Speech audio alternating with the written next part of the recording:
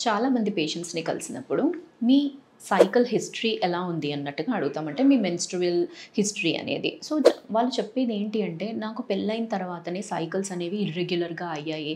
ముందు నార్మల్‌గానే ఉంటాయి అన్నట్టుగా చెప్తుంటారు. అంటే ఇది ఎంత మటుకు కరెక్ట్. దీన్ని మనం రెట్రోస్పెక్టివ్‌గా చూసుకున్నప్పుడు వాళ్ళ వెయిట్ గెయిన్ అనేవి చెక్ చేసుకుంటే పెళ్ళైన తర్వాత జనరల్‌గా వాళ్ళు వెయిట్ అనేది ఎక్కువగా గెయిన్ అనేది అవుతుంటారు. బికాస్ ఆఫ్ హార్మోనల్ డిస్టర్బెన్సెస్ అన్నా కానీ, దాని తర్వాత బాడీకి వర్క్ లేకుండా ఉన్నా కానీ, అప్పుడు హార్మోనల్ ఇంబాలెన్స్ వల్ల వెయిట్ గెయిన్ అనేది కూడా అవుతుంది. అప్పుడు వాళ్ళకేమవుతది అంటే అదొక విషియస్ సైకిల్ లాగా హార్మోనల్ ఇంబాలెన్స్ వల్ల సైకిల్ ఇర్రెగ్యులారిటీ అనేది స్టార్ట్ అవుతుంది. అదే పెళ్ళికి ముందు అంటే వాళ్ళ వెయిట్ అనేది తక్కువ ఉంటుంది కాబట్టి అవన్నీ నార్మల్‌గా వాళ్ళ లైఫ్ స్టైల్ మేనేజ్‌మెంట్ వల్ల డేట్స్ అనేవి రెగ్యులర్‌గా వస్తాయి. సో, ఈ పిక్చర్ అనేది జనరల్‌గా మనము పీసీఓ ప్యాటర్న్‌లో చూస్తుంటాం.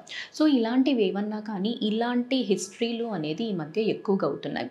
అండ్ ఎందుకు? మనం తీసుకునే ఫుడ్ వల్ల, మన లైఫ్ స్టైల్ వల్ల. ఇవి మనం చేంజ్ చేసుకున్నాము అంటే మీకు ఈవెన్ మ్యారేజ్ తర్వాత కూడా సైకిల్స్ అనేవి రెగ్యులర్‌గా ఉండే ఛాన్సెస్ అనేవి ఉంటాయి.